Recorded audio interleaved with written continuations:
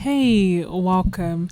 In this video, I am going to be answering all the other questions that you have recently asked. As I do so, I will be doing my first page of my Etchr Sketchbook, which was in fact the last painting that I did. I tend to like leaving the first page of my sketchbook empty, and usually I don't go back and create. But with this sketchbook, and I'll link the sketchbook tool for you, I just felt so happy and so inspired, especially towards the end where I created most of my pieces, that I just went back and decided to create this piece. So that's essentially what I'm going to be showing you relatively real time as I answer all the questions. There were quite a few about art practice, which is what we're going to get started with. So Pet Instructor asks, how did you get started? And it's quite a vague question, so I will try and answer it as best I can. So in terms of how I got started with art, I have always loved and enjoyed creating art, specifically like drawing. I used to draw with biros all the time. I didn't really do it like in A level or anything like that, but I did enjoy it, and I did kind of try and, create art whenever I could. With regards to creating art more regularly, because I pretty much stopped from the age of 18 till probably like my mid-20s, and that's just because I was busy with university and with becoming a doctor and just handling life. So I got back into it more regularly in 2020. Obviously, that was a point where I needed a positive outlet. I wanted a source of community, and also I just really missed creating art, and thus I turned to creating drawings and then sharing them on Instagram anonymously, and that led to a community of wonderful artists. And eventually down the line, I started feeling so inspired that I turned to YouTube and created my YouTube channel. So that is a very long-winded answer to how I got started, and I hope it answers it. Then Phil's art journey asks quite a few questions.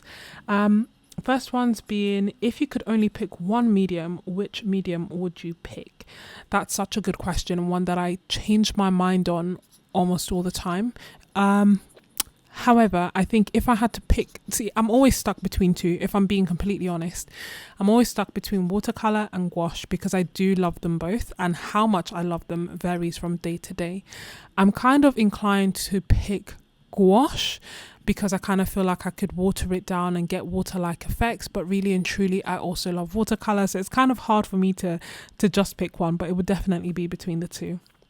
Then the next question is, what palette do you think you could use for the rest of my life? Oh my gosh. So if I had to pick a watercolor palette that I could use forever, it would be a Roman Schmall palette. And at the moment, I'm very happy with the palette that I created. That's my 2023 most used colors, and I'll leave that video linked for you if you're interested. If I had to pick one set of gouache forever, it would be my Winsor & Newton gouache. And again, I'm quite happy with the colors that I have at the moment. And the last question is there a challenge that you would like to do but can't do it yet? That's again a very good question. I tend to, I don't know, with challenges, sometimes I love them, sometimes I don't.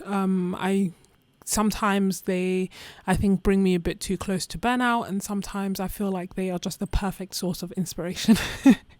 So it's hard to say. However, I think what I would really love to do at the moment is like a landscape challenge. Like I would love to just do, I keep saying this over and over, but like 50 landscapes. I think the reason it never happens is that I don't actually set myself an end date.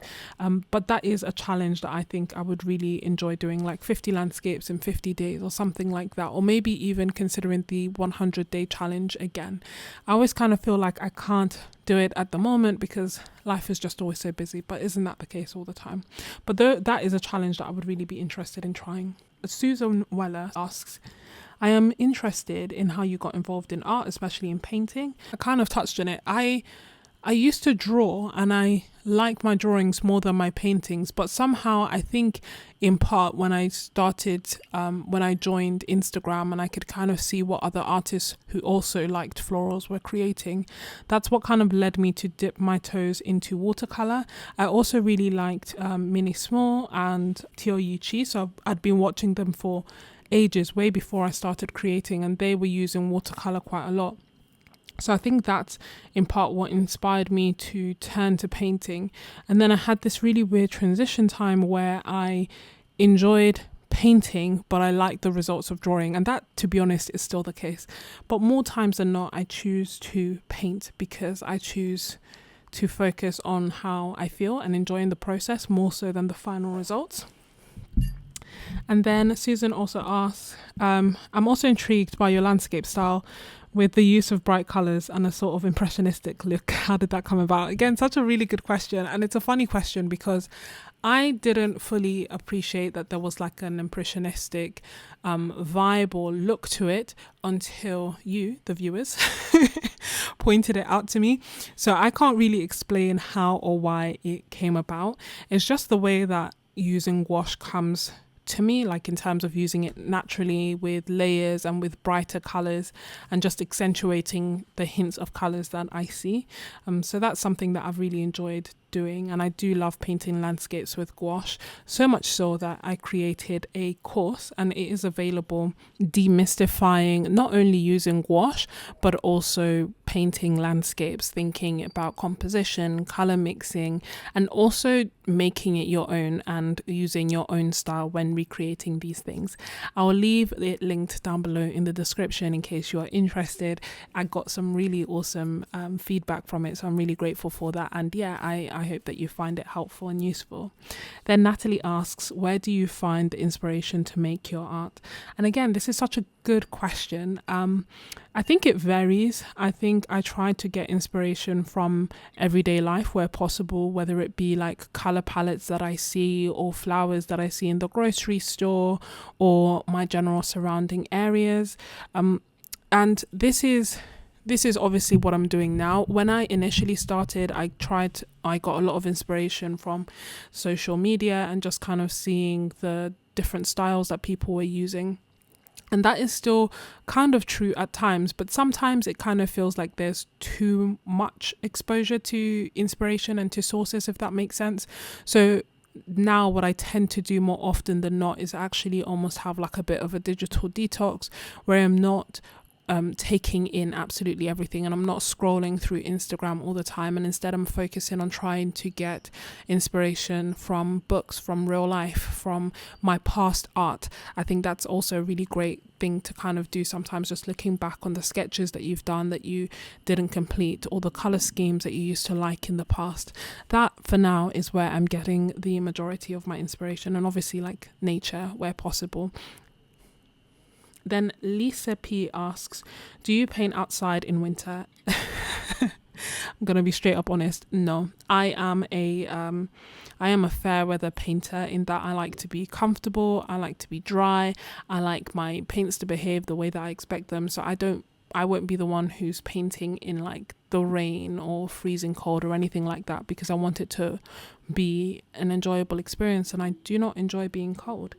However, the closest thing that came to it, I guess, was when I went to Venice. It was technically winter and I was painting outdoors there.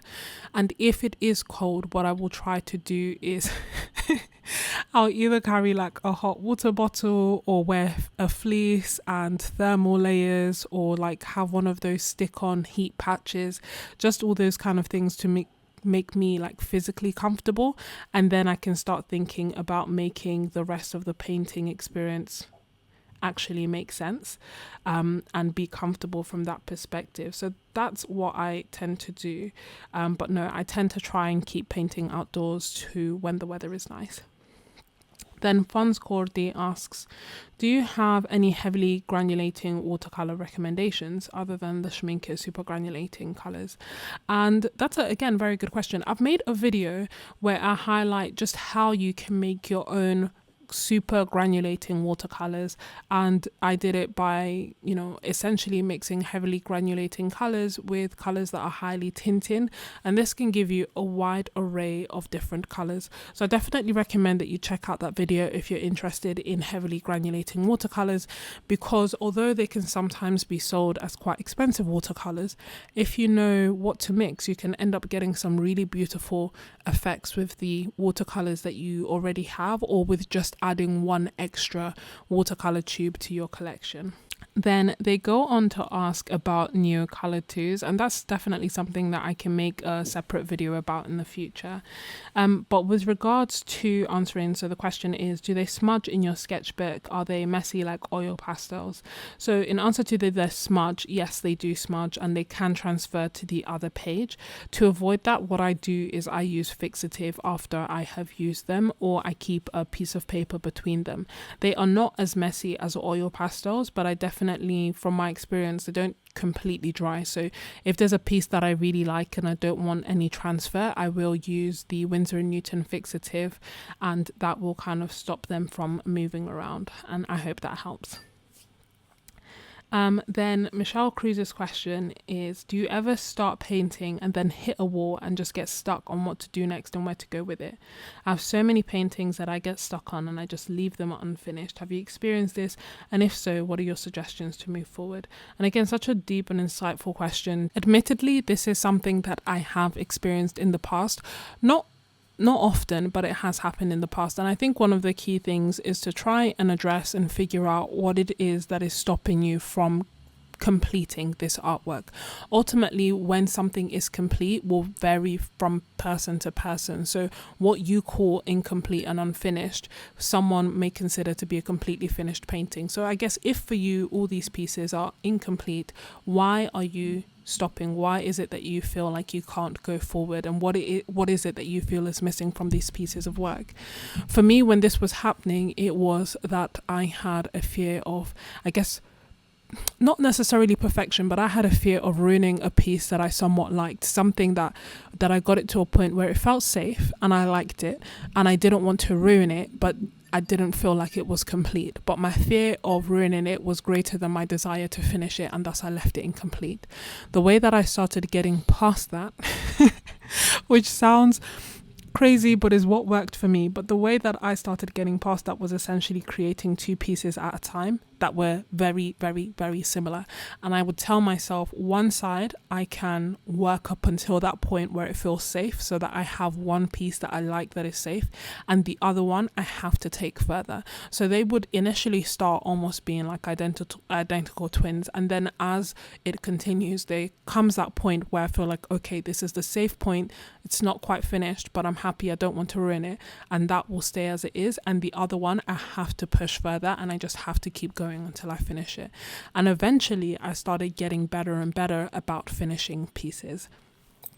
But ultimately, I think because it's going to be different as to why you stop, it's important to figure out why that is happening and then try to work past it in a way that works for you. And hopefully, perhaps doing two pieces at a time will help you, or just having a sketchbook that you commit to things that you're going to really push. And if it is, for example, that you're concerned about a certain technique that you don't feel quite confident in, then practicing that technique. If it's that you're worried about your color mixing, then practicing the color mixing, and whatever it is, just really trying to address it so that you can start breaking past that point. And the reason that I say that as well is that I don't tend to go back to paintings either. So for me, it was really important to get to the point, because I do one sitting and then I'm done. I'm not going back to it more times than not. So I hope that helps. Then Mrs. Z asks, how do you overcome the inner critic, that inner voice that keeps telling you that you're not improving, and why should you bother? Thank you so much for asking this, Mrs. Z, because not only are you not alone, it's something that we've all kind of struggled with from time to time. A few things come to mind that I think may help with that. One is the creative way. So I've just started reading it, and I start and stop. But at the beginning, there was a line that kind of stood out to me that was basically saying that our focus should be on creating and not judging it. And when I changed my barometer, the way that I was assessing and analyzing my success, from being the quality of what I was creating to how much I was enjoying what I was creating, the better things became for me. And when the focus became on just creating the art as opposed to critiquing the art and always assessing for some form of improvement, the better it was. Just giving yourself the permission to, for example, create for 3 months just for your heart's content, with no intention to see any particular improvement or critiquing it in any way, but just the aim of it being to create art and get familiar and comfortable with creating art. I think that was very, very helpful. The other thing is that sometimes the inner critic is a bit too broad. So for example, it might say something like, oh, you're not getting any better. However, the question for me, if I'm thinking that, is what is it that I want to get better? As in, is that critical voice actually prompting some sort of improvement that I should go for, but it's being so broad that it just ends up tearing me down rather than actually helping me improve. And for example, if I'm thinking, oh, I'm not getting any better, but actually what I want is to improve in landscapes, or to improve in compositions, or to improve in brushstrokes, then the only way for that to start happening is, one, to identify what it is specifically that I want to improve on, and two, trying to focus on improving that specific area. I don't think there's anything wrong with wanting to improve, but I think that one of the issues with having like a very critical inner voice is that it doesn't actually yield to that happening, because it's, again, just too broad and just tearing you down as opposed to uplifting you. So focus on the things with every piece, whether I like it or not. I try to focus on at least a few things that I like. So irrespective of how grotesque or how ugly I may feel a piece of my art is, I can always find at least 3 things that I think were good. You know, is it the colors? Is it the brush strokes? Is it how I tried to fix something? There is always something positive. So I think that that's a good habit to get into. The other thing is, if you are critical about a certain part of your art, trying to think what is it, or trying to identify what it is, trying to identify what it is that you want to improve, and then making targeted efforts towards improving that one thing, rather than thinking that you shouldn't create art. And then the other thing that helped the inner critic voice is by cutting down on social media. I always feel kind of funny saying this, because obviously I am on social media. However, if I'm being completely honest, I know that social media can be a double-edged sword, because as much as you are exposed to wonderful forms of inspiration and other artists and a wonderful community, on the other side of the sword, if you are not careful, there can be overconsumption, getting overexposed to just the amount of art, the comparison game, whether it be because you're being exposed to artists that you feel are better in your skill level, or whether it be because you can see how many likes or followers or subscribers these other artists have. I think that can have either an inspiring effect, but also can have a negative effect. So if you're finding that actually it's having a detrimental effect, then I definitely think it's worth cutting down on that, and kind of seeking out the profiles and the artists that make you feel inspired in a positive way, without feeling down about yourself and without feeding that inner critic. I hope that this helps. A very long-winded answer. Then the next question, again from Mrs. Z, is, when you really want to paint but don't really know what to paint, how do you get started and what do you decide to paint? And again, a very good question, and something that I go through so many times, oddly enough, even more so over the past year.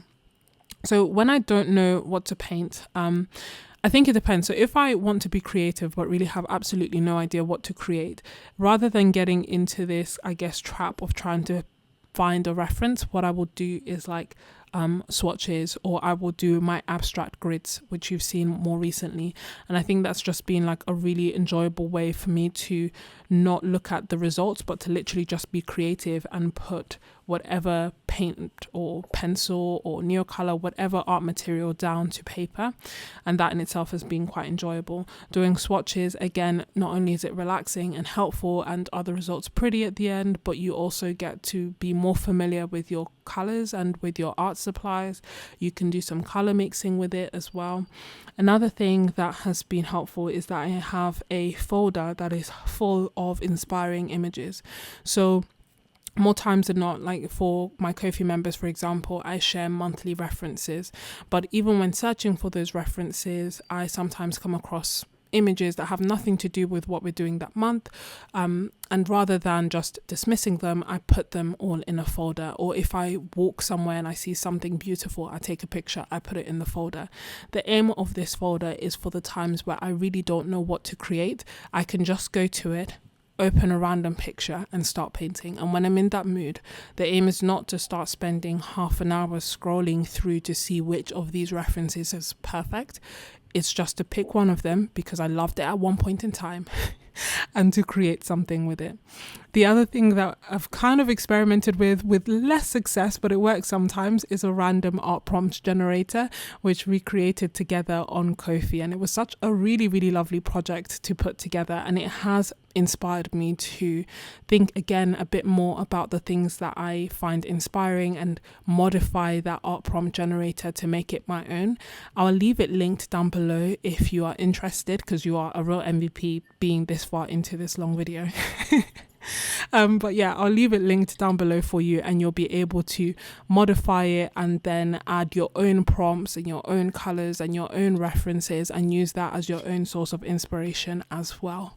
And then another thing that's kind of helped me is doing the Zoom sessions. So as you know, on my Ko-fi, I do live streams and I do Zoom sessions, and in them I gather the reference photos that I was mentioning earlier, and that is what we then kind of create together. There is something about creating art together that I think is just edifying for the soul.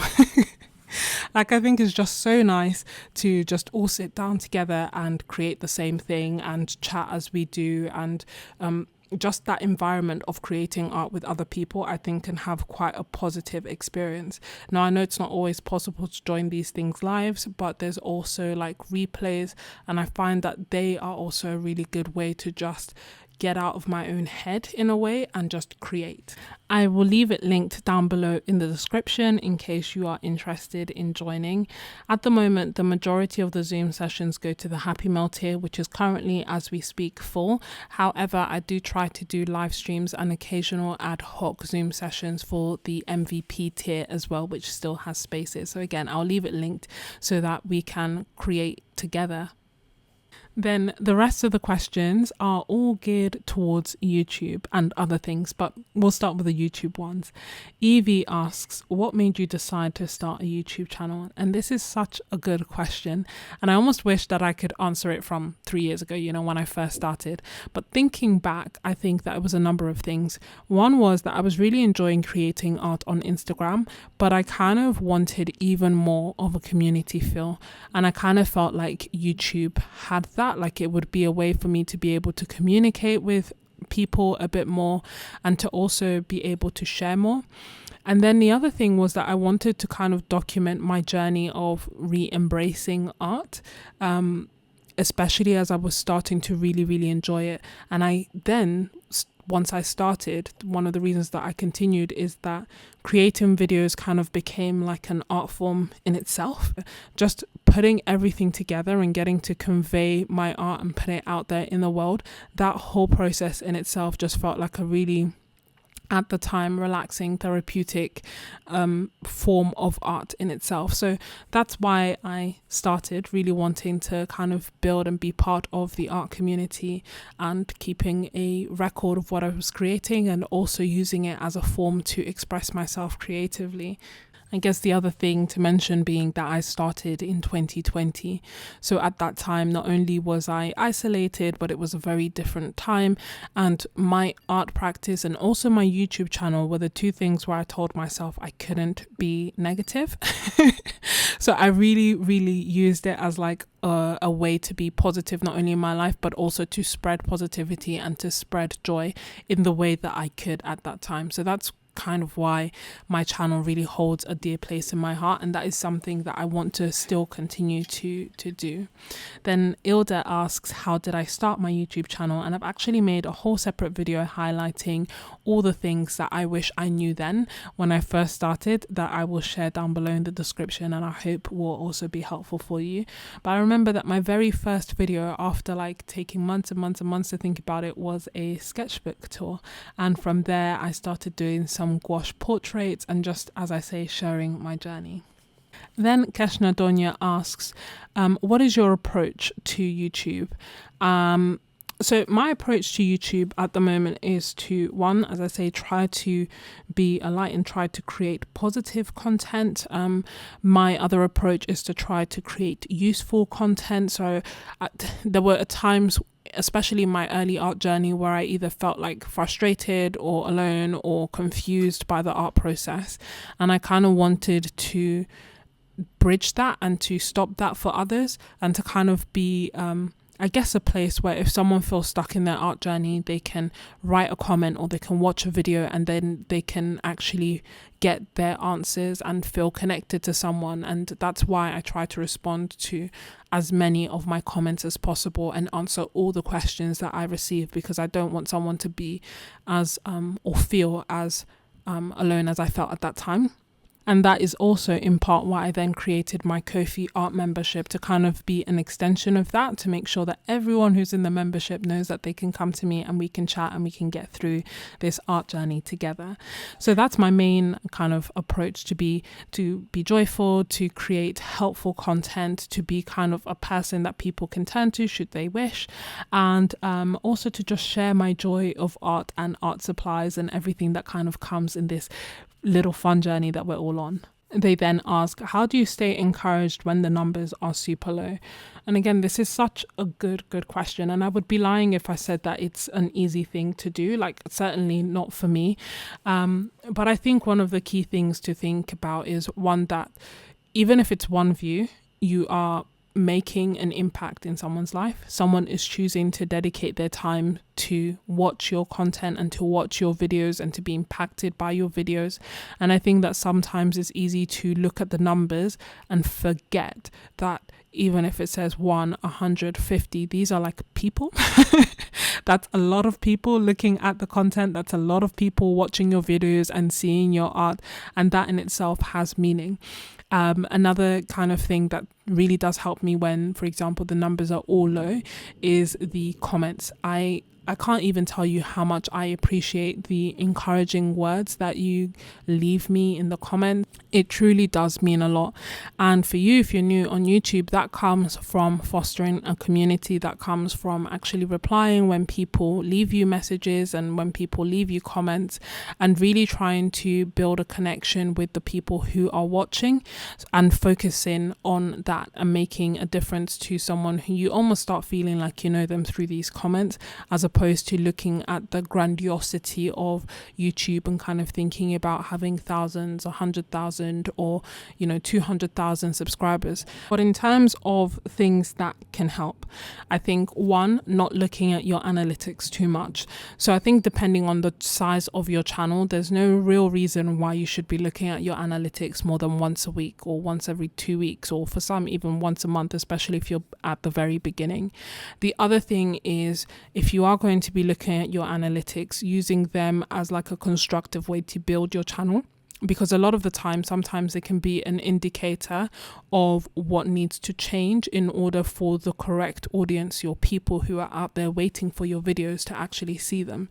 Is it that the titles that you're using are titles that only you would search for, but nobody else would search for, and thus nobody else can find it? Is it that the thumbnail isn't clear from a distance and thus nobody can see what it is and they automatically click on something else? I think it's worth only reviewing your analytics at a time that makes sense to do so, so not looking at them too much. In other words, post and ghost. Making the appropriate changes to your channel or to your videos if there's a clear indication that something needs to change about your videos. And the other thing is, take advantage of this quiet season. I tell you now, there's something about having a really big channel that can sometimes make you scared to experiment, or scared to try a different video format, or scared to change things up. Why? Because everything that has worked up until this point has worked, and you don't want to rock the boat. And thus some people end up kind of creating a golden cage for themselves where they can't freely experiment.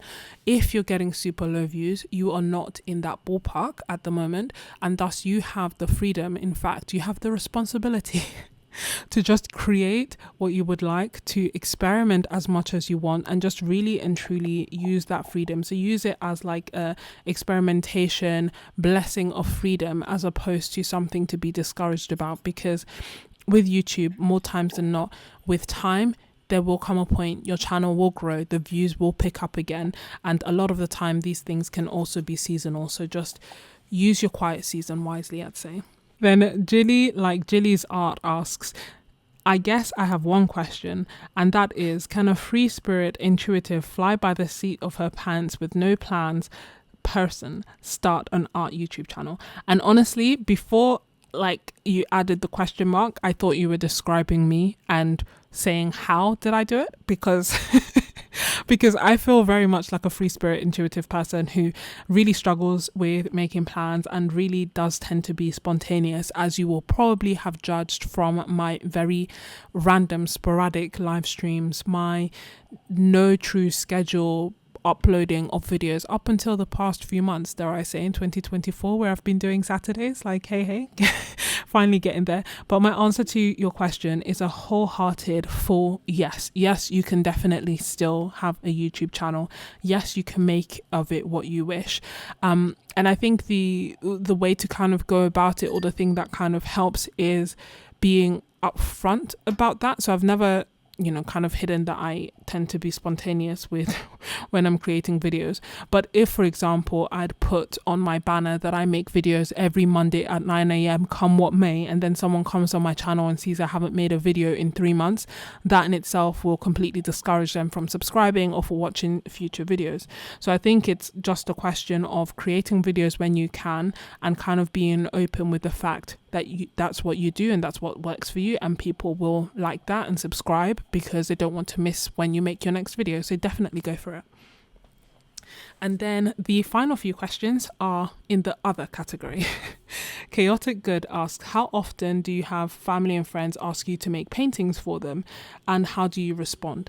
Thankfully, I don't have them asking me to do this often, and as you can probably tell from my response, it's not really something that I like to do. I think I don't like commissions, if I'm being completely honest, and I think that sometimes people automatically think, oh, you're an artist, so you must thus do commissions, and thus to kind of support my endeavor, they give me a commission, and I don't like doing commissions. So more times than not, I've kind of said no thank you, or rather or other times I have done it, but in honesty, it's something that I want to move away from, because it's never really I love this painting, can I buy it? And that I would be completely fine with. It's more, I need an artist, can you do X, Y, and Z for me? And they're always supportive. It's coming from a place of love. But I think ultimately just being honest with the kind of art that you like doing, and if it aligns with what they want, perfect. But if it doesn't, just kind of letting them know that unfortunately you can't do that. Chaotic Good also asks, what would I love to paint other than flowers? And the answer is simple: landscapes. I absolutely love painting landscapes, and long before I learned that I love to paint flowers, I painted landscapes. Thank you all so much for all your wonderful questions. Thank you for watching till this point. You are a real MVP, and I hope that you have enjoyed it and found it helpful. If you're still watching, then you are a real MVP, and I really appreciate you. Let me know that you're still watching by asking me a question that I should answer in the next Q&A video, or by saying watercolor in the comments, and then I'll know and everyone else will know that you are a real MVP. If you've enjoyed this video, then you will definitely love this series of other Q&A videos. Thank you so much for watching, and I will see you next time. Bye.